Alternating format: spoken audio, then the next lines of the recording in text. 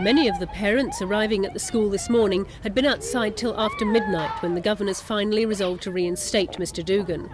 Since he was suspended last July, they've rallied in his support, though some parents disagree with the two ILEA inspectors' reports that criticised the way he ran the school. He'll only be allowed to stay on as head now if he implements those inspectors' recommendations.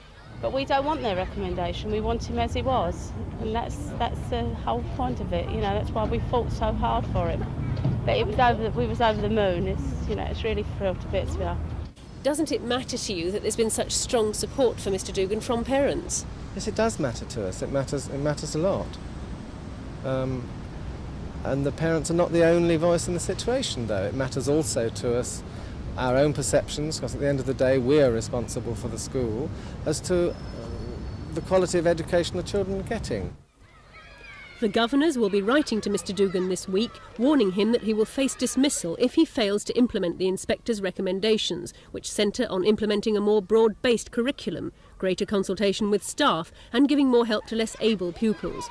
At his home this morning, Mr. DUGAN was unavailable for comment because his views had been brought up by a national newspaper.